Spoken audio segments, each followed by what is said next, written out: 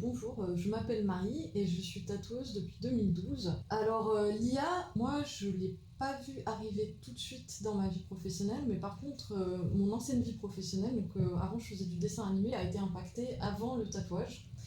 Et du coup j'ai eu écho de son impact par les amis illustrateurs, les amis du dessin animé. Et nous l'IA dans le tatouage à proprement parler, on a vu ça y arriver à peu près, je dirais, il y a 2 ans.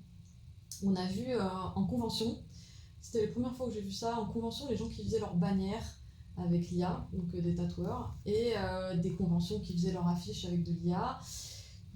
Tu peux imaginer qu'on était un peu dégoûtés parce que nous, on est tous dessinateurs, on a tous essayé de développer un monde graphique. Et on n'est pas super content qu'il y ait des conventions qui fassent pas appel aux gens qui viennent payer des stands sur leur convention pour se promouvoir, etc. J'ai vu des tatoueurs, des collègues qui faisaient des dessins avec de l'IA. Moi, j'ai jamais touché à l'IA, j'ai jamais même ouvert ChatGPT ou quoi que ce soit parce que je dirais que je suis plutôt early adopter en général sur la technologie. Je suis une des premières personnes à avoir eu une cigarette électronique à l'époque où j'ai arrêté de fumer. La technologie m'intéresse, les machines à tatouer m'intéressent, j'achète toujours le dernier cri et tout parce que ça me branche. Mais l'IA, j'étais très sceptique.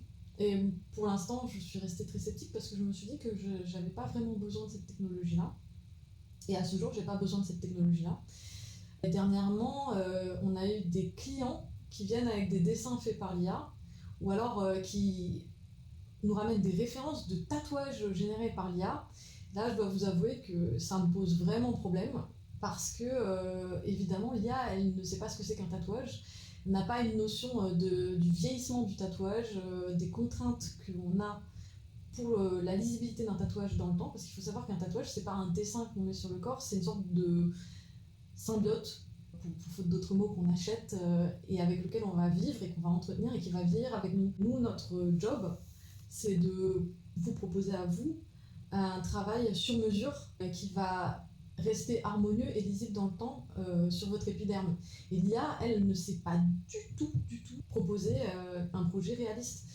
Et ça dans mon métier, ça me pose un problème. Et même au-delà de ça, politiquement, je pense que ça peut poser un problème. À partir du moment où ce qu'on voit sur Internet, on ne peut plus savoir si c'est vrai ou si ça l'est pas, on est tous sérieusement mal barrés. Mais pour les tatoueurs, écoutez, c'est que vous n'avez pas la même approche que moi en fait. C'est que dans le fond, vous avez envie de bâcler les choses. Oui, je suis désolée, j'assume. Vous avez envie d'un résultat facile et ça dessert notre métier. Notre métier, c'est pas qu'un bien de consommation. C'est quelque chose qui a une signification de marquer le corps des gens à vie, en fait. As-tu signé la pétition pour une convention citoyenne sur l'IA? Non, pas encore. Non. C'est vrai. Il faut que je le fasse. À minima, est-ce que tu es pour une convention citoyenne sur l'IA? Mais à fond, mais il faut qu'on en parle. C'est en plus de ça, l'eau, elle se met à manquer, à être polluée, et surtout après les canicules. Là, on peut pas dire que ça pose pas de problème. Et si les gens ils se mettent à devoir payer de l'électricité beaucoup plus cher, on va vers quoi en fait?